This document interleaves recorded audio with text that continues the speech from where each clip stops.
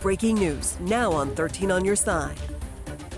Well, good evening, West Michigan. Thank you so much for joining us tonight. We begin with a continually developing breaking story after a high-altitude object was shot down over Lake Huron just hours ago. U.S. officials temporarily closed airspace over the Great Lakes this afternoon after discovering that object. 13 on your side's Josh Albertus joins us now with the very latest. And Josh, these sightings have been multiplying for about a week now.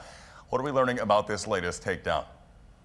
Well, yeah, this is just the latest amid a string of other instances of air defense activity in Canada and the U.S. within the past week. Here's what we know so far. That closure went into effect over northern Lake Michigan at 12:30 this afternoon and lasted 20 minutes. U.S. officials now confirming to ABC News that a high-altitude object was shot down over Lake Huron at about 2:42 this afternoon. Officials also confirming that this appears to be the same object that was detected over Montana yesterday. Now, if you remember, it did set off radar alerts and pilots were scrambled to that signal over Montana, but no object was identified. They now believe this to be that same object. Officials saying it was flying at about 20,000 feet, and they have no indication yet that it had surveillance capabilities. President Biden ordering that takedown out of what officials are characterizing as an abundance of caution. Multiple state officials responding to these developments. Governor Gretchen Whitmer this afternoon tweeting a quote, "Our national security and safety is always a top priority.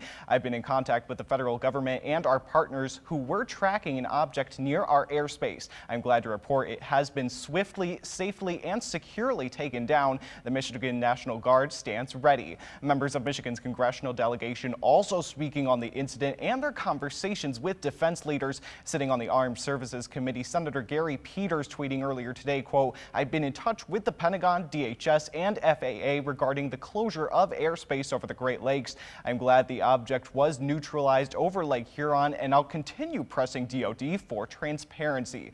We did get the chance to speak to Representative Hillary Skolton just before we came on the air tonight. We'll have more on her reaction to these developments coming up at 11. Now, although the president has been in contact with military leaders and the FAA, it is unclear if he will speak on this ongoing situation yet today. We will continue to follow this story with the latest developments on air and online. For now, I'll send it back to you, Charlie.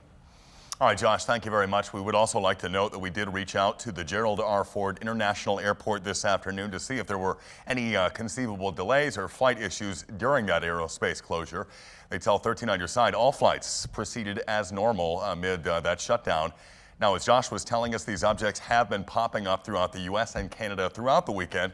The object shot down over Lake Huron, believed to be the fourth in this ongoing situation.